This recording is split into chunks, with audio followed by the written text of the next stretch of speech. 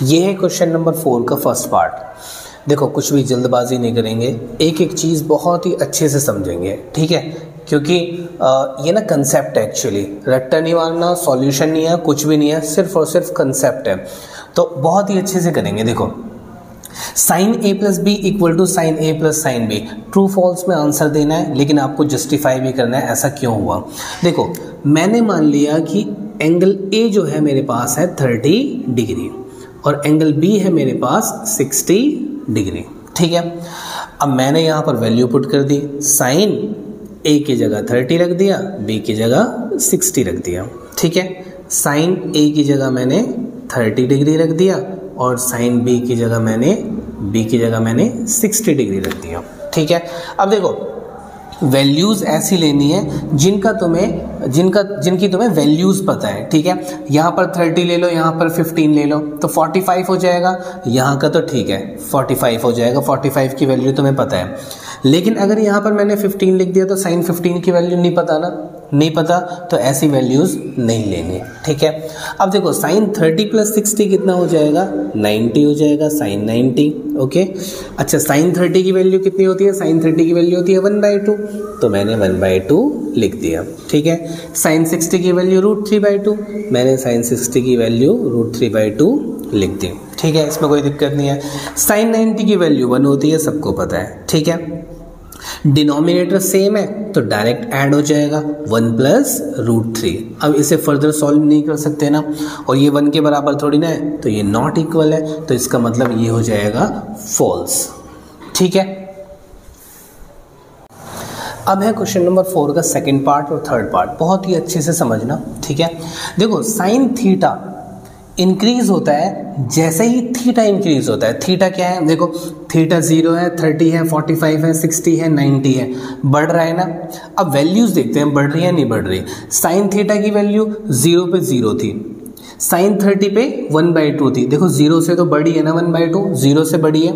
अच्छा उससे 1/√2, देखो 2 जो है ना, 2 जो है √2 से बड़ा है, तो ये छोटा हो गया।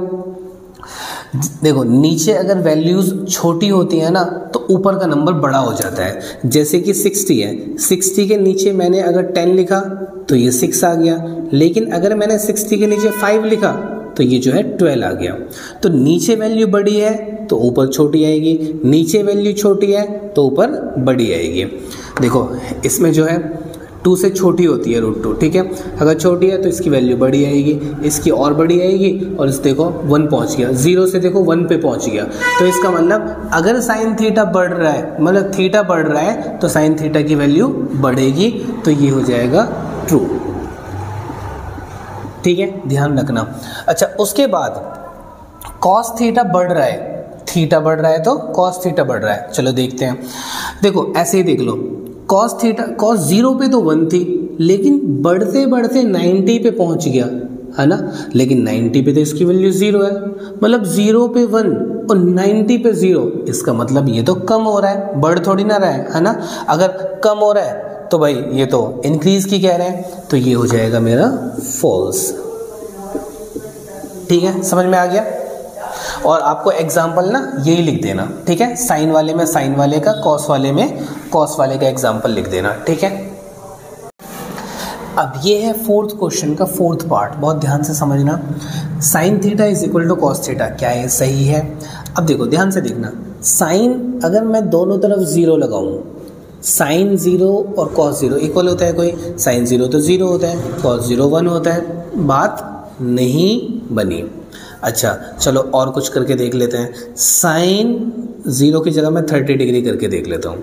साइन 30 और कॉस 30 क्या इक्वल होगा, साइन 30 तो 1/2 होता है, कॉस 30 कितना होता है, कॉस 30 होता है √3/2। तो भाई ये तो सारे के सारे फेल होते जा रहे हैं, तो ये क्या हो जाएगा, फॉल्स हो जाएगा, ठीक है। 1-2 एग्जाम्पल्स लिख देना ऐसे बस। देखो ये 4th क्वेश्चन का 5th पार्ट है, और इस क्वेश्चन को समझने में ना कंजूसी मत करना, अगर टाइम लग रहा है तो कोई दिक्कत नहीं है, ठीक है, बस एक बार अंडरस्टैंडिंग क्लियर हो जाए तुम्हारी। देखो cot theta is not defined for A is equal to 0 degree.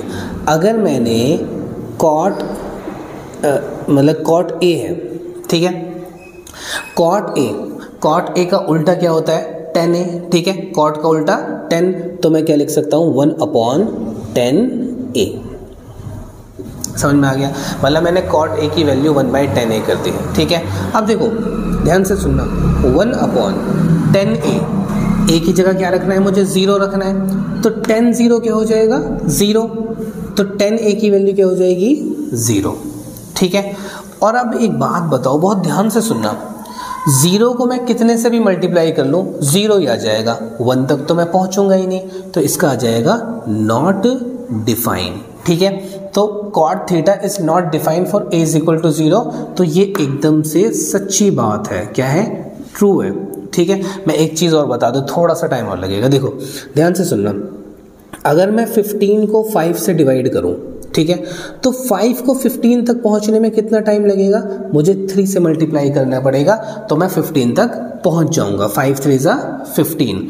लेकिन एक बात बताओ मुझे, अगर मुझे 0 से डिवाइड करना हो तो मैं चाहे 1 से कर लूँ तो 0 आ जाएगा, 2 से करूँगा तो 0 आ जाएगा, 3 से करूँगा तो 0 आ जाएगा, 1000 से भी करूँगा तो 1000 0 आ जाएगा। कहने का मतलब ये है कि मैं 15 तक पहुँच ही नहीं पा रहा, ठीक है, मेरा पैर फिसल रहा है बार बार और मैं फिर अपनी जगह पे आ रहा हूँ, तो 15 तक तो मैं पहुँच ही नहीं रहा। अगर 0 से कोई भी नंबर डिवाइड होता है ना, तो उसे हम नॉट डिफाइन लिख देते हैं, और इसलिए इसका आंसर भी नॉट डिफाइन आ जाएगा।